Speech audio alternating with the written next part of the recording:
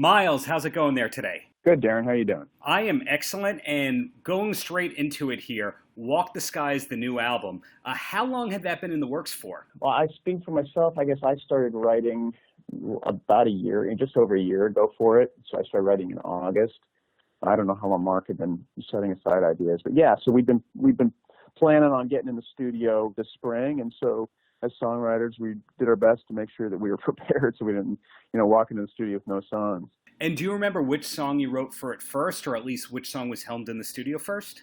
For me, the genesis of it would have been the riff, and I guess the main riff for a song that ended up being Native Son. And when you're writing music, does it always start the same way? For example, is it a lyric first? Is it a melody first? Or are you the kind of guy that actually sits down with a guitar and says, I'm going to write a song right now? For me, it generally starts with the riff and the chord progression, and then a melody.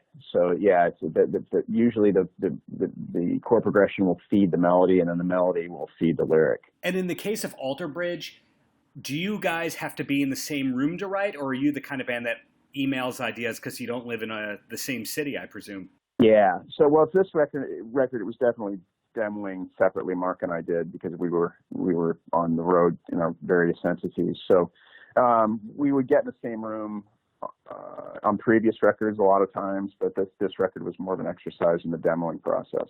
And I'd imagine that you'd written some of the album when you were on tour with Slash? A lot of it. In fact, for me, most of what I brought in was written while I was touring with Slash, yeah. Got it. And a lot of people say, hey, it's like choosing children here, but do you have a favorite song on the album, Walk the Sky? Yeah, that's a tough one. It is like choosing children. If you were to ask me today, I probably would say In the Deep is probably my favorite. And then looking ahead, given your busy schedule, because this is obviously not your only band or musical project, do you know what the next, year and a half looks like for Alter Bridge? Are you doing festivals and lots of touring? Yeah, it's just a lot of touring. I mean, at this point, it will be a lot of touring worldwide. Somebody who's been following you for many years, like myself, knows that you started professionally as a musician in the 90s, and you really started to hit it big in the early 2000s. So there was a lot of years of struggle there. And not many artists are in one successful band, let alone two. So that leads me to ask about time management. How do you manage to get all this done while still doing a solo record last year? I think just because it's really all that I've known for so long as far as being a musician and someone who likes to create. So, I don't really have much of a life outside of music. So I'm working all the time on just trying to evolve as a songwriter and as an artist. And so it's it's lots of time to try and create something, and hopefully that ends up manifesting itself in these various projects. So I think if I had children, it would be different. Where my wife and I don't have kids, it allows me a lot more free time to play around on the guitar. Well, knowing a lot of musicians, they usually have some interesting hustles when times are tight, when, they're on the cusp of making it. And a common thing I've heard is artists doing jingles. Was that ever in your repertoire of earning a living? Oh, yeah, I did. I was a session player. I mean, that was actually what I originally wanted to be. It's funny that life has turned out the way it has for me from a career standpoint, because I originally wanted to be a studio musician. And I loved getting in the studio and playing on various whether it was movie scores or jingles or other people's music. I just really liked being able to put on different hats, and I think a lot of that came from what I understood about Jimmy Page and John Paul Jones, because they were session players, and Zeppelin is probably my favorite band of all time. So knowing that they came up the ranks the same way was really inspiring to me. And in terms of the jingles and all that, was it kind of stuff like Coca-Cola or car dealerships? Anything you can tell about that? No, I don't think anything that was that big to my recollection. But we do have a lot of, at the time in the 90s, we had a lot of production houses in Spokane that would get like major placement. They did a lot of TV. I seem to remember I played guitar on some children's movie that ended up being pretty big. I honestly can't remember what it was. I think it was something about a turtle or something. But But yeah, there was a lot of local work that I did, but some things that ended up going, I guess more on a national level. Well, fast forwarding a little bit, as I said before, you're in two bands that are hugely in demand internationally beyond the solo record, beyond all the, the one-offs when you pop up on a Fozzy album and that kind of thing. I'm curious when you stopped worried about the struggle in terms of how am I going to make a living? In other words, when did you start to go, okay, this is going to be fine and let's think about the next album?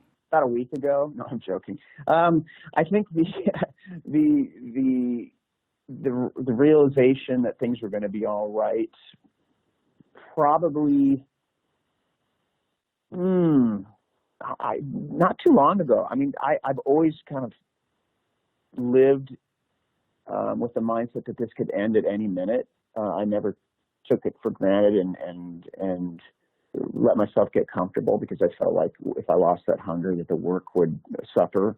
So I always kind of put myself in the mindset that, like, if the songs weren't there, if the performances weren't there, that, the fans would go on to the next thing. So to make sure that I'm still afforded the luxury of making music, always put my best foot forward and work as hard as I could. And so I think keeping that hunger is really important. But as far as really feeling like things were all right, and that this, as far as the days of struggling are past me, I would say probably 5 years ago, where it started to really feel like, okay, we're going to be fine here. It's going to be okay. And the way that you sing on all your albums is very different, because some of them you're doing the high register things. Other times it's more guttural in a way. So do you have to do a lot of vocal care in general to keep up all those different parts of your register? Yeah, I try to be very aware of how I'm using my voice. I've learned over decades of doing this what my voice gravitates towards and what it doesn't. So I tend to try and keep it in its comfortable zones. And yeah, I had some training, which definitely helped. I don't drink a lot while I'm touring. I try to be aware of what I eat and how much sleep I get. And yeah, it's one of those things. If you want it to work and do what you tell it to do, you have to take care of it. And I'm always trying to do that. And on this Walk the Sky album, you do an old trick of having Mark sing lead on a song and you taking the chorus. When the song was written, was it clear all along that was going to be the case? Or is it more the thing of Mark going, I feel like singing a song, and you go ahead? With that one, no. It was actually originally supposed to be sung by me. But I remember when we were in the studio and I was listening to it, and I told Elvis, our producer, I thought, this to me sounds like more of a Mark song. And I think it would be cool if we had Mark sing this. And originally I wanted Mark to sing the entire song.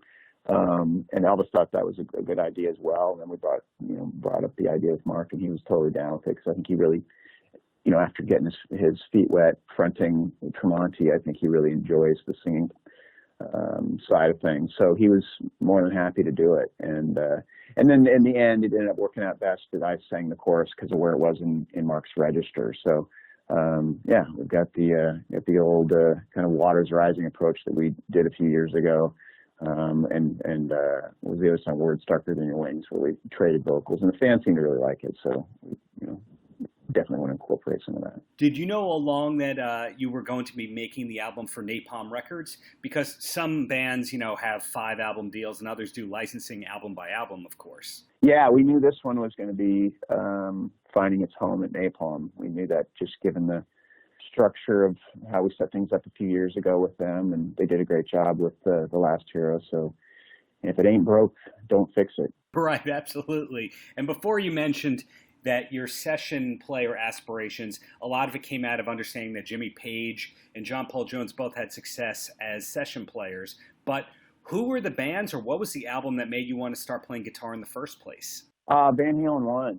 That was the one for me. When I heard Eruption, it was clear that the spark had been created. That changed everything for me, and many other guitar players at that point in time. I think Eddie Van Halen single-handedly, created an entire guitar army, really. So it was never about Van Hagar, or is it just as long as Eddie was playing, that was fine? Oh, as long as Eddie was playing. I loved what what Sammy brought to the mix as well. I love David Lee Roth. I mean, I love all that stuff. But that very first record was such a interesting point in my development as a teenager, as a kid, and it was a game changer for me. Who are some of the bands these days that you think are carrying on that tradition of Van Halen and Led Zeppelin, if there is anyone? Well, I mean, it's different. I mean, I think that there are bands that are, continuing to break new ground, and that's really what I loved about Van Halen when I first heard, and Zeppelin as well. I mean, they were kind of paving the way for these, and it was a fresh approach that we hadn't heard at the time. So you could say the same thing, even though it's very different from Van Halen or Led Zeppelin. But that's how I feel about a band like Gojira. You know, they're taking metal and really taking it to the next stage, and it's such an incredible work of. I feel like their records and their visuals and their production live now. There's a real artistic element to it. So I feel like they're an important band for the scene. And did being a fan of Van Halen lead you more towards the 80s metal scene? Because I asked that, I heard a rumor that you were a big fan of the band TNT. I don't know if that's true. Oh, yeah. I love TNT. In fact, Tony Harnell's a friend of mine. But yeah, TNT was one of those bands I heard where I was just like, what is that? You know, what is Ronnie Latecro doing with his guitar? How's he doing that? He had this crazy fast right hand, and the vocals were great, songs were great. I think TNT still is. It's a great band. Yeah, you never know when you're going to find American TNT fans. But right. But moving ahead, you said that, life pretty much is music for you. Is there anything that in general that you wish people knew about Myles Kennedy?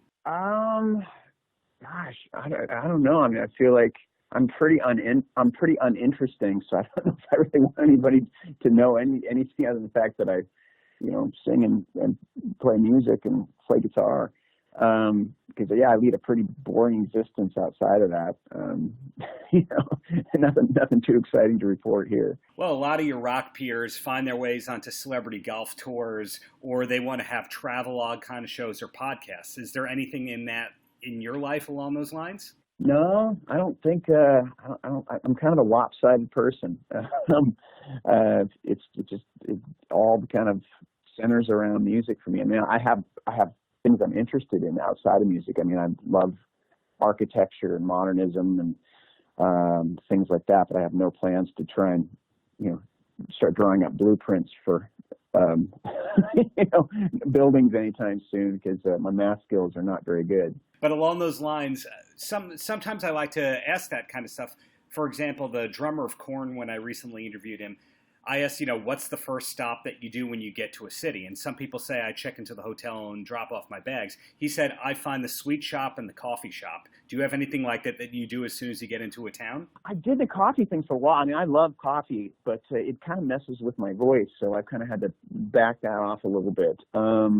Usually the first thing I do when I get to a town is try and find some sort of healthy joint to eat at. That's kind of trying to take care of myself the best I can and eat something that isn't going to,